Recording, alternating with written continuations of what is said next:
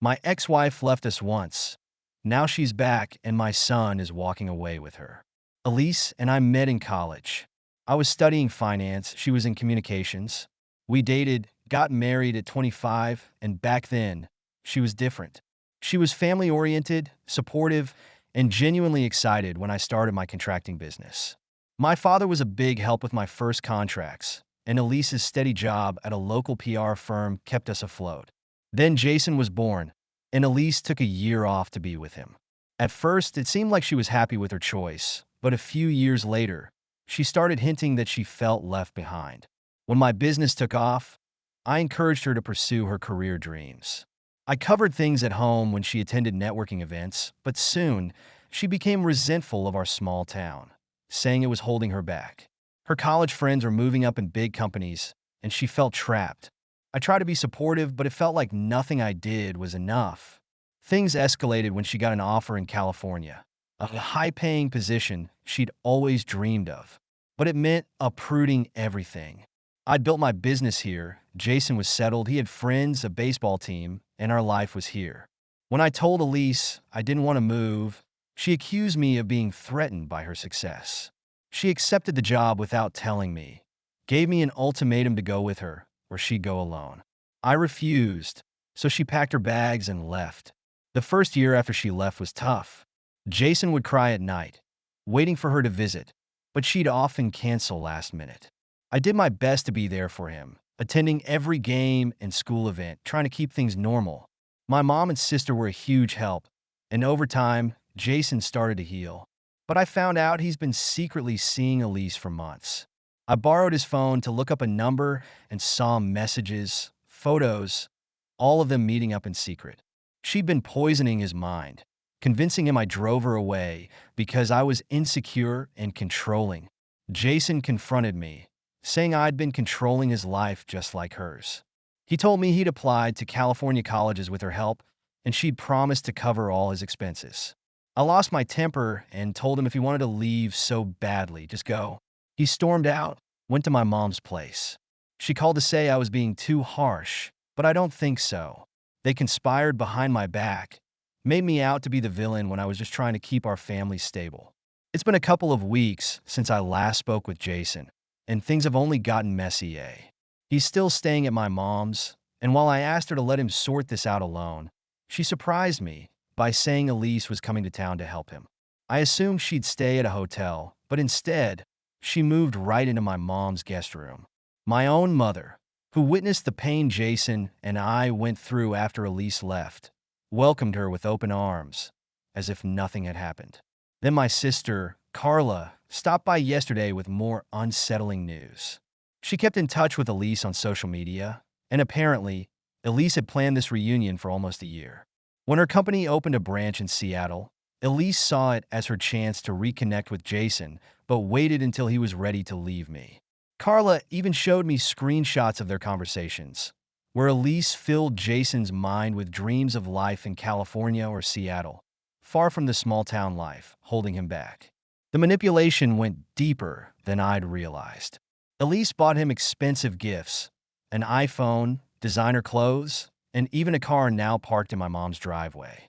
She told him stories of how I'd held her back and how she wouldn't let the same happen to him. And it hurt to find out about their secret weekends. Elise would say she only had time for a quick dinner with Jason, but they were actually spending whole weekends together, going on college tours, shopping, and planning his future without me even knowing. I discovered that she'd even been attending his baseball games, sitting in the back wearing a hat and sunglasses. All while I thought I was the only parent who cared enough to show up. And when I confronted my mother, she just defended Elise, saying Jason needed both parents in his life. But where was this concern when Elise left us? When Jason would spend nights crying over canceled visits, or when he needed his mom on holidays she missed. This isn't just Elise wanting to be part of Jason's life again. It's a calculated plan to make me look like the problem. She's come back into his life now that she has her perfect career and wants to play the role of the fun parent, promising him a future she never cared about until it suited her. It's almost like history repeating itself. Elise once manipulated me with promises of a happy life together, and now she's doing it to Jason. I spoke to my friend Tom, who's a lawyer, and he advised me to start documenting everything: secret meetings, manipulation, expensive gifts, just in case. Jason may be nearly 18, but having evidence of Elise's tactics could be useful if things get worse. Some family members are telling me to let it go, that trying to fight Elise will just drive Jason further away. But it's hard to stand by while Elise paints herself as the parent Jason's been missing out on. Things have gone from bad to worse. Jason came home to pick up more of his belongings, and what followed was one of the hardest conversations of my life. I'd spent weeks collecting proof of Elise's manipulation, including screenshots from Carla. When he arrived, I tried sitting him down to explain everything calmly so he'd understand the full picture. But Jason wouldn't listen. Instead, he accused me of stalking his mom through Carla and trying to control his life. It turns out that the truth was even worse than I'd imagined. Elise had already made plans to move him to Seattle. Her company is setting up a new office there, and she's accepted a transfer. They've leased a 2-bedroom apartment close to the University of Washington, where Jason will be starting in the fall. She even arranged a summer internship for him at her company, setting him up with a life completely separate from me. What shattered me was learning that Jason has been packing and shipping his belongings to Seattle piece by piece. Every time my mother told me he was studying at the library, he was actually boxing up his life here and sending it away. I asked him why he kept everything a secret, and he snapped back that he didn't want to feel indebted to me.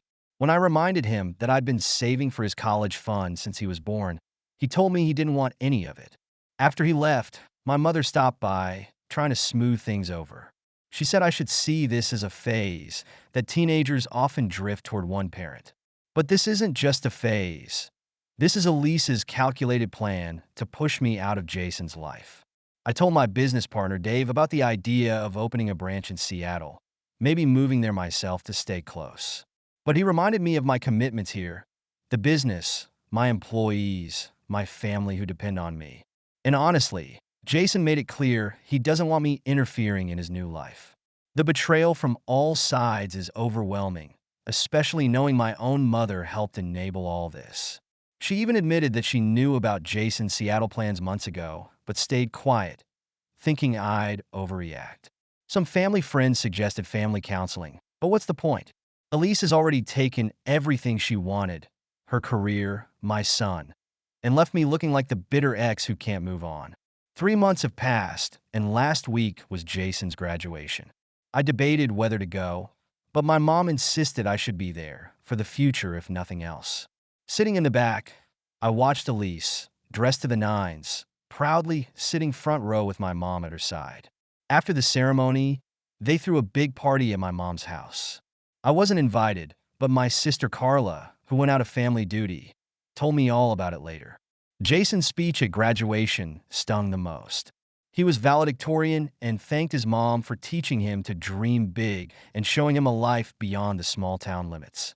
Not one mention of me, the parent who's been there every day since she left. It was like he'd erased everything we'd shared, all the sacrifices I'd made. The Seattle move is happening fast. Elise's company hired professional movers to pack up his room. The few things Jason left, old baseball trophies, his first glove, childhood photos, seemed like a message that he was leaving his old life behind. Carla mentioned Elise's social media is full of photos of their new start in Seattle. Pictures of the apartment, shopping trips for college supplies, all perfectly crafted to show off her dedicated mom image. She's soaking up the attention, while I sit here with nothing but memories. My mom's been pushing me to reach out before Jason leaves, saying I'll regret it if I don't. And maybe she's right. But every time I try, I think of all the lies, the manipulation, the way they painted me as the villain while I was the one holding things together. Last night, Elise sent me an email, smugly telling me that karma had finally given her everything she wanted, her career and her son. She even suggested that I look into therapy for my control issues. I deleted it without responding. Jason leaves in 2 days. My mother said he seemed disappointed that I didn't fight harder to keep him here, almost like he wanted me to stop him. But maybe loving him means letting go, letting him make his own mistakes, even if it breaks my heart. For now, I'm focusing on my business, my life, trying to rebuild from this wreckage. Perhaps one day, He'll see through all of this and understand why I couldn't support his choice. Carla believes Elise's happy family act will wear thin once the novelty fades, but that's not my problem anymore.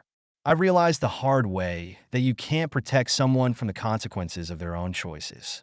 Thank you so much for listening to my story. If you have any thoughts, I'd love to hear them, so please leave a comment. Don't forget to like and subscribe if you want more stories like this one.